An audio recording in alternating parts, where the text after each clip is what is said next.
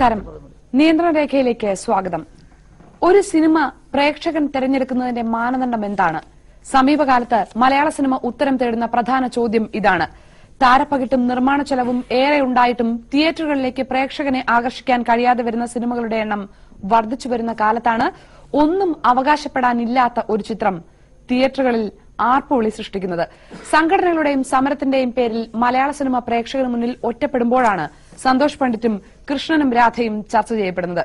നിയന്ത്രണ രേഖ ഇന്ന് ചർച്ച ചെയ്യുന്നത് ഈ ചോദ്യമാണ്: സന്തോഷ് പണ്ഡിറ്റിന്റെ സിനിമ കാണുന്നത് ആരാണ്?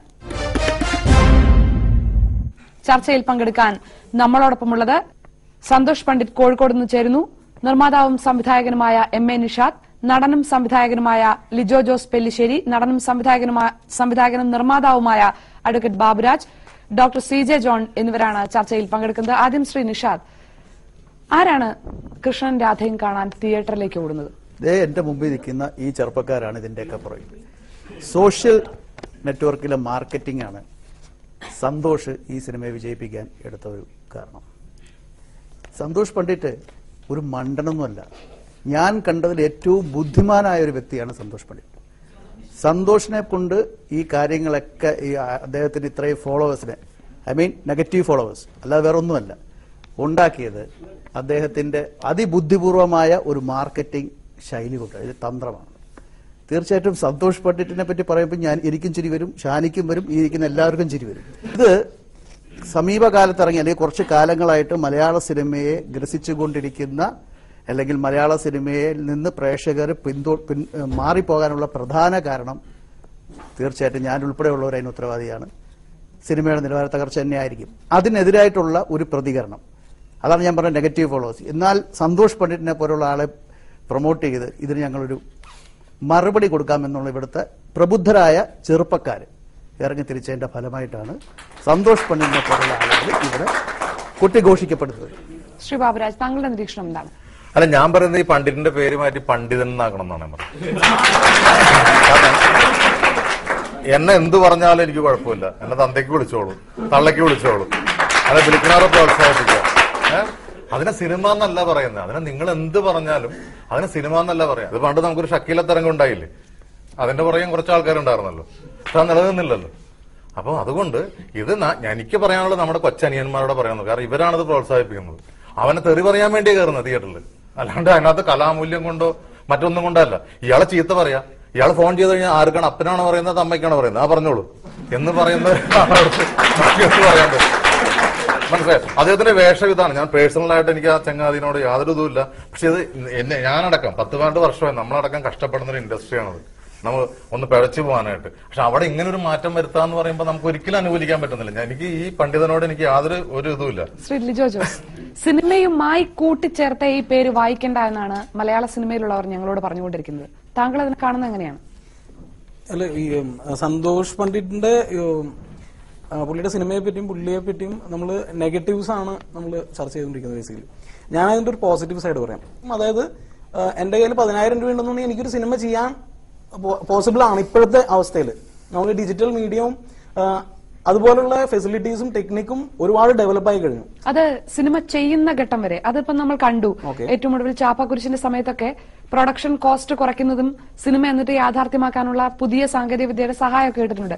പക്ഷെ ഇത് പ്രേക്ഷകരിലേക്ക് എത്തുമ്പോഴുള്ള മാറ്റമാണ്. പ്രേക്ഷകർ സ്വീകരിക്കുന്നില്ല, പ്രേക്ഷകർ പുറംതിരിഞ്ഞു നിൽക്കുന്നു എന്ന് ഉള്ളൊരു സ്ഥിരമായ പല്ലവിക്കിടയിലാണ് ഒരു തിയേറ്റർ നിറയെ ആളുകൾ. അതിനകത്ത് അവരെന്ത് ചെയ്യുന്നു എന്നുള്ളത് മറ്റൊരു ചർച്ചാ വിഷയമാണെങ്കിൽ പോലും. ജനകോടികളുടെ വിശ്വസ്ത സ്ഥാപനം എന്ന് പറഞ്ഞ സ്റ്റേറ്റ്മെന്റ് ഏറ്റെടുത്ത മലയാളി ഇങ്ങനൊരു സിനിമയെ ഏറ്റെടുക്കും.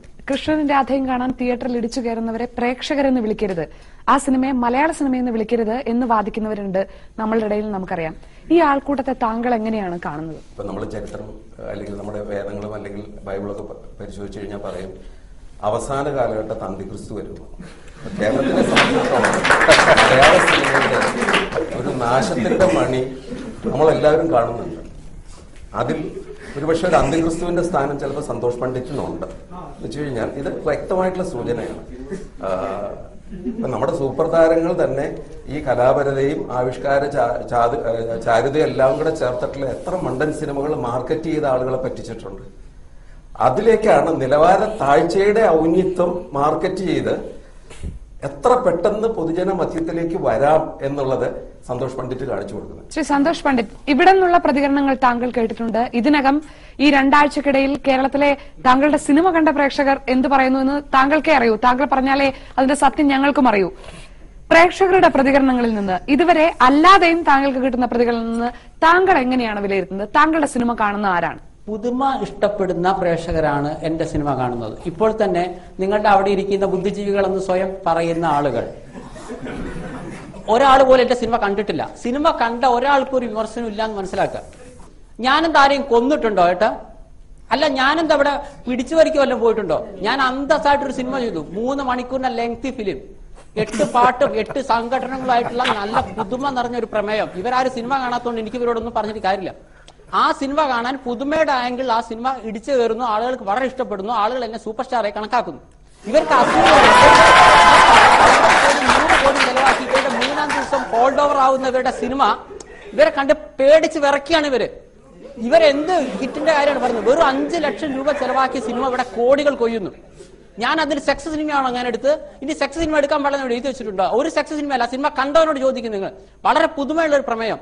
ഇവര് പഴയ വീഞ്ഞ് പുതിയ കുപ്പിയിലാക്കുക എന്നുള്ള ഒറ്റ സിദ്ധാന്തമാണ് ഇവർ കൊണ്ടു നടക്കുന്നത്. ഇവരെന്താണ് ചെയ്യുന്നത്? കോടികൾ നശിപ്പിക്കുന്നു. ഇവർ പറയുന്നത് എന്താ? ഇത്രയും കാലം ഇവരെന്താണ് പറഞ്ഞു നടന്നത്? പ്രധാനപ്പെട്ട ചാനലുകളിലെ സ്ത്രീകൾ മുഴുവൻ ചാനലിലെ സീരിയലിന്റെ മുന്നിലാണ്. ഞങ്ങളുടെ സിനിമ ഇറങ്ങിക്കഴിഞ്ഞാൽ അന്ന് തന്നെ യൂട്യൂബിലെല്ലാം വരുന്നോണ്ട് കാണാൻ മനുഷ്യന്മാരില്ലാന്ന്. എങ്കിൽ എന്റെ 8 പാട്ടുകളും ജനങ്ങൾക്ക് ബൈഹാർട്ടാണ്. രാത്രി ശിവരാത്രി എന്ന് പറഞ്ഞ പാട്ടിന്റെ വീഡിയോ ഇവിടുത്തെ LKG കുട്ടികളുടെ മൊബൈലിൽ വരെയുണ്ട്. ഒരേ സമയം മലയാളത്തിൽ കൃഷ്ണൻ രാധയും പോലുള്ള നല്ല പുതുമുള്ള സിനിമ ഓടുമ്പോൾ തമിഴ്നാട്ടിൽ എങ്കൈ എപ്പോ എന്ന് പറഞ്ഞ സിനിമ അവിടെ സൂപ്പർഹിറ്റായി ഓടുന്നു. അവിടെ സുബ്രഹ്മണ്യപുരം ഓടുന്നു. എന്തുകൊണ്ട് ഓടുന്നു? ശ്രീ സന്തോഷ് പണ്ഡിറ്റ്, താങ്കൾ സുബ്രഹ്മണ്യപുരവുമായും മൈനയുമായും അങ്ങാടി തെരുവുമായും എങ്കേയും എപ്പോതുമായും ഒക്കെ താങ്കളുടെ സിനിമയെ കമ്പയർ ചെയ്യുന്നോണ്ട് ചോദിക്കുന്നതാണ്. താങ്കൾ ഈ സിനിമ ഏതെങ്കിലും ഒന്ന് കണ്ടിട്ടുണ്ടോ?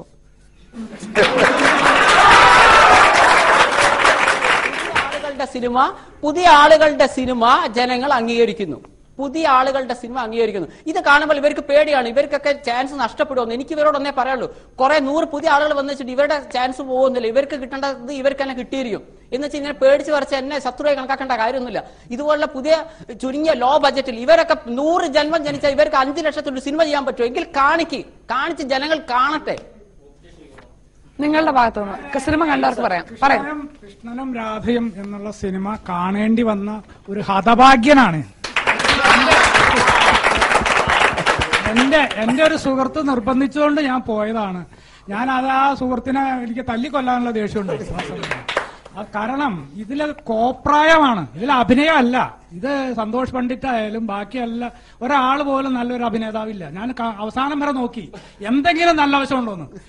കോപ്രായത്തിന്റെ ഒരു കേളിയാണ് അവിടെ നടക്കുന്നത്. അതുകൊണ്ട് ഈ പടം ഒരിക്കലും ഇതിനെ പ്രോത്സാഹിപ്പിക്കാൻ ഞങ്ങൾക്ക് സാധിക്കില്ല.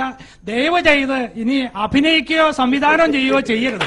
പകരം താങ്കൾക്ക് പണമുണ്ടെങ്കിൽ സിനിമ നിർമ്മിച്ചോ. നല്ല നല്ല ആൾക്കാർ, സംവിധായകരും അഭിനേതാക്കളും ഇവിടെ ഉണ്ട്. ഇതിലുള്ള അഭിനേതാക്കളെ ഒന്നിനെയും പങ്കെടുപ്പിക്കാതെ താങ്കൾ സിനിമ നിർമ്മിച്ചോ. അതുകൊണ്ട് ഞങ്ങളെ ഈ കഷ്ടകാലത്ത് നിന്ന് രക്ഷപ്പെടുത്തണേ എന്നൊരൊറ്റ പ്രാർത്ഥനയുള്ളൂ. നേരത്തെ താങ്കൾ പറഞ്ഞ ഒരു പൊളിറ്റിക്സും ഒരു പേടിയും ഇല്ലാത്തൊരു സാധാരണ പ്രേക്ഷകനാണ് പറയുന്നത്. ഓക്കെ, ഞാൻ പറയുന്നു, ഞാൻ ആരോടും പ്ലീസ് കാണുന്ന ഈ പറയുന്ന വ്യക്തിന്റെ അടക്കം ഞാൻ പോയിട്ടില്ല. ഇഷ്ടമുള്ള പുതിയ മനസ്സുള്ള കണ്ടാൽ മതി. എന്റെ സിനിമ കാണാൻ ആളുകൾ ഉള്ളിടത്തോളം കാലം ഞാൻ ജനങ്ങളെ മുന്നിൽ കാണിച്ചിരിക്കും. ഇഷ്ടമുള്ള പുതിയ മനസ്സുള്ള കണ്ടാൽ മതി. ഞാൻ ആരോടും കാണുന്ന നടക്കുന്നില്ല. ഇയാൾ എന്തിനാ എന്റെ സിനിമ കാണുന്നത്? നല്ല ആളുകൾ കണ്ടാൽ അത് കാണാൻ ആളുകൾ ഇവിടെ ഉണ്ട്. ഇവിടെ 30 ദിവസം ഹൗസ്ഫുള്ളിലാണ് സിനിമ ഓടുന്നത്. സിനിമ നിർമ്മിച്ചോളൂ, അഭിനയിക്കാതിരുന്നാ മതി. സംവിധാനം ചെയ്യുകയും ചെയ്യരുത്, രണ്ടും മതി. അഭിനയിക്കും. ഇഷ്ടമുള്ള പുതിയ മനസ്സിന്റെ കണ്ടാൽ നിങ്ങളുടെ കാണാൻ ഞാൻ പറഞ്ഞോ? നിങ്ങളെ വീട്ടിലേക്ക് ഞാൻ വന്നോ? നിങ്ങൾക്കൊക്കെ സിനിമ കാണണം അറിയാമോ? കാശ് കൊടുത്ത് ഫ്രീ ആയിട്ട് നിങ്ങൾ കാണാം. ഞാൻ ഇനി അഭിനയിക്കും. ഇഷ്ടമുള്ള പുതിയ രൂപ നഷ്ടപ്പെടുത്തിയത് ഈ തല്ലിപ്പൊളി പടമാണ്. എന്റെ ജീവിതത്തിൽ ഇത്രയും തല്ലിപ്പൊളി പടം അവസാനിപ്പിച്ചോ. അടുത്ത സിനിമ മുതൽ നിങ്ങൾ കാണണ്ട. നിങ്ങളെപ്പോലുള്ളവര് ഇവിടെ മറ്റുള്ളവർക്ക് ഓശാന പാടാനാണ് നടക്കുന്നത്. എനിക്ക് ഒറ്റ കാര്യം ചോദിക്കാനുള്ള ഡോക്ടറോടാണ്. ഡോക്ടർ, ഇയാൾക്ക് മാനസികമായിട്ട് എന്തെങ്കിലും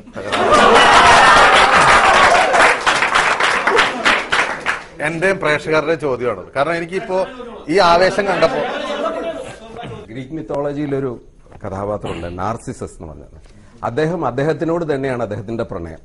ഇങ്ങനെയുള്ള ആളുകൾക്ക് വരുന്നൊരു പ്രശ്നം എന്താണെന്ന് വെച്ച് കഴിഞ്ഞാൽ അതിശയോക്തിപരമായിട്ട് സ്വന്തം കഴിവുകളെ സ്വയം അങ്ങ് പെരുപ്പിച്ച് കാണും. മറ്റുള്ളവർ എന്ത് പറയുന്നു എന്നുള്ളത് തീർത്തും അവർക്ക് യാതൊരു പ്രശ്നമല്ല. ഇപ്പൊ തന്നെ സിനിമ കണ്ടിട്ടുള്ള ആളുകളുണ്ടോ എന്ന് പറഞ്ഞപ്പോൾ ഒരാൾ അത് പറഞ്ഞിട്ട് അതിന്റെ ഫീഡ്ബാക്ക് പറഞ്ഞപ്പോൾ അതിനോടൊരു തുറന്ന മനസ്സല്ല, ആ ക്രിറ്റിസിസത്തിനോടുള്ള അസഹിഷ്ണുതയാണ്.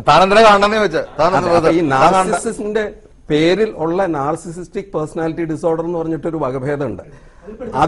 അതില് തീർച്ചയായിട്ടും ഈ തരത്തിലുള്ള അതിശയോക്തിപരമായിട്ടുള്ള ചില ചിന്തകളും ഒക്കെ വരാം. ഇതൊക്കെ ആണെങ്കിലും ഞാൻ ഇപ്പോഴും പറയുന്നു, സന്തോഷ് പണ്ഡിറ്റിന് വർത്തമാന കേരളത്തിലെ സിനിമാ ചരിത്രത്തിൽ ഒരു സ്ഥാനമുണ്ട്. അദ്ദേഹം ഒരു ചൂണ്ടുപലകയാണ്. നമ്മുടെ ഇവരെ പോലുള്ള സിനിമ പ്രവർത്തകർക്ക് വേണ്ടിയിട്ടുള്ള ഒരു ചൂണ്ടുപലയായിട്ടാണ് നിൽക്കുന്നത്. ആ രീതിയിൽ അദ്ദേഹത്തിന്റെ പ്രസക്തി നമ്മൾ തള്ളിക്കളയാൻ പറ്റില്ല. ഇവരോടുള്ള പ്രതിഷേധവും കലാപവുമാണ് തിയേറ്ററുകളിലുള്ള കൂക്കുവിളിയും ആർപ്പുവിളിയും പുലഭ്യം പറയലുമായിട്ട് ഈ യുവതലമുറ കാണിക്കുന്നത്. നിങ്ങളുടെ പ്രതിഷേധം, ഇപ്പോഴത്തെ സിനിമയോടുള്ള നിങ്ങളുടെ പ്രതിഷേധം ഉള്ളു തുറന്ന് അത് പ്രകടിപ്പിക്കാനായിട്ടുള്ള ഒരു അവസരം ഉണ്ടാക്കി കൊടുത്തതിന് തീർച്ചയായിട്ടും സന്തോഷ് പണ്ഡിറ്റിനെ നമ്മൾ അനുമോദിക്കുകയാണ്. ആ തലത്തിൽ ഒരു സാമൂഹിക മനഃശാസ്ത്രത്തിന്റെ ഇതിൽ ഞാൻ അദ്ദേഹത്തിനെ അനുമോദിക്കുന്നു. ഇതിന്റെ അകത്ത് നമ്മൾ LP സ്കൂളിലൊക്കെ പഠിക്കുന്ന കാലത്ത് ഈ സ്കൂള് ഇന്റർവെൽ സമയത്ത് ഒരു പ്രാന്തൻ പാട്ട കൂട്ടിക്കൊണ്ട് പോയാൽ പിള്ളേരെല്ലാം കൂടെ കൂടും. ദാറ്റ് ഡസന്റ് മീൻസ് ദാറ്റ് ഇത് പ്രാന്തന്റെ ഫാൻസ് ആണ് എല്ലാവരും. ഞാൻ വളരെ പ്രാധാന്യമുള്ള ആളാണെന്നുള്ള ചിന്ത ഉള്ള ആളുകളാണ് മിക്കവാറും എല്ലാ ക്രിയേറ്റേഴ്സും, എല്ലാ സിനിമാക്കാരും, എല്ലാ നടന്മാരും. അത് കുറച്ച് അതിന്റെ ടൈറ്റർ കൂടിപ്പോയി എന്ന് മാത്രമേ ഉള്ളൂ. അതുകൊണ്ട് അതൊരു ദോഷമായിട്ട് ഞാൻ കാണുന്നില്ല. അദ്ദേഹത്തിന്റെ ക്രിയേറ്റിവിറ്റിയിൽ അതൊരു ദോഷമാവുന്നില്ല, മനസ്സിലായില്ല. പക്ഷെ നിങ്ങൾ എല്ലാവരും മനസ്സിലാക്കണ്ടേ, ഇത് പ്രേക്ഷക സമൂഹത്തിന്റെ മനഃശാസ്ത്രത്തിന്റെ ചില വൈകല്യങ്ങളിലേക്കുള്ള ചൂണ്ടുവലയാണ്. ഈ സിനിമാക്കാർക്ക് ഇത്രയും കണ്ണുകടി ഉണ്ടാവുന്നു, എന്നെ ശത്രുവായി കണക്കാക്കുന്നു. അവർ 50 കോടിന്റെ സിനിമ ആളില്ലാതെ വന്നപ്പോ 5 ലക്ഷത്തിന് കണ്ടപ്പോ ഇങ്ങനെ ദേഷ്യം പിടിച്ച് എന്നെ ഒരു ഭ്രാന്തനായി ചിത്രീകരിക്കുന്നു ഞാൻ വിചാരിച്ചില്ല. ആ സൈക്കോളജി എനിക്ക് ഇപ്പോഴാണ് മനസ്സിലാക്കുന്നത്. പക്ഷേ ഈ സിനിമ സൂപ്പർ ഹിറ്റ് ആവുമെന്ന് ഞാൻ പറഞ്ഞിരുന്നു. എന്റെ കഴിവിനനുസരിച്ച് ഞാൻ ചെയ്തു. നിങ്ങൾ മനസ്സിലാക്കുക, ഒരു സിനിമ സെറ്റ് പോലും കാണാത്ത എനിക്ക് ഇത്രയും നന്നായി ചെയ്യാൻ പറ്റിയെങ്കിൽ ഈ 18 വർഷത്തെ എക്സ്പീരിയൻസ് പറഞ്ഞ ഒരാളുണ്ടല്ലോ, സന്തോഷ് പണ്ഡിറ്റ്, താങ്കൾ പറഞ്ഞു ഇത്രയും നന്നായി ചെയ്യാൻ പറ്റിയെങ്കിൽ നിങ്ങളുടെ സിനിമ സൂപ്പർ ഹിറ്റ് ആണ് എന്ന് വെച്ചാൽ ഇപ്പൊ ഒരു സിനിമ ഹിറ്റാണോ എന്ന് പറയുന്നത് അതിന്റെ മുടക്കുമുതലിനേക്കാൾ കൂടുതൽ തിരിച്ചു പിടിച്ചാൽ സിനിമയുടെ കണക്കിൽ അത് ഹിറ്റാണ്. അപ്പോൾ അത് ഹിറ്റാണെന്ന് പറയാം, പ്രേക്ഷകർ കാണുന്നുണ്ട്, സമ്മതിച്ചു. ഈ സിനിമ നന്നായി എന്ന് താങ്കളോട് ആരെങ്കിലും പറഞ്ഞിട്ടുണ്ടോ? 100% എന്നെ വിളിക്കുന്നവർ മുഴുവൻ അതാ പറഞ്ഞിരിക്കുന്നത്. ഇപ്പൊ തന്നെ സിനിമ കണ്ട ആളുകൾ എന്നെ വിമർശിക്കുന്നില്ല. നിങ്ങൾക്ക് മനസ്സിലാക്കാവുന്ന കാര്യമാണ്. ഞങ്ങൾ കേട്ടത് മുഴുവൻ ഇവർ പല കാര്യങ്ങളും ചെയ്തു. എനിക്ക് തിയേറ്റർ ആരുണ്ടായിട്ടില്ല. നിങ്ങൾ സിനിമ കണ്ടിട്ടില്ല, എനിക്ക് പറയാനുള്ളൂ. നിങ്ങളെപ്പോലുള്ള ആളുകൾ പൈസ കൊടുത്ത ആളുകളെ കൊണ്ട് കൂകിപ്പിക്കുന്നു. നിങ്ങൾ ആരെയാണ് പേടിക്കുന്നത്? ടെക്നിക്കൽ സൈഡിൽ എന്താണ് നന്നായിരിക്കുന്നത്? ഈ എന്റെ അടുത്തിരിക്കുന്ന സുഹൃത്ത് അഭിഷേക് എന്നാണ് പേര്. ഞങ്ങൾ ഇഷ്ടംപോലെ ഷോർട്ട് ഫിലിം എടുക്കുന്ന ഞങ്ങളുടെ ഒരെണ്ണത്തിൽ പോലും ജസ്റ്റ് ക്യാമറ ഫോക്കസ് ഔട്ട് പോലും മാറ്റാൻ നോക്കാണ്ട് യാതൊരു എഡിറ്റിംഗും അല്ല. ഒരു സീനിൽ പണ്ഡിറ്റ്ജി സംസാരിക്കുമ്പോ ചുണ്ടത്ത് അതിന് മുമ്പ് തിന്ന ബിസ്ക്കറ്റ് കഷ്ണം ഒഴിക്കുന്നു.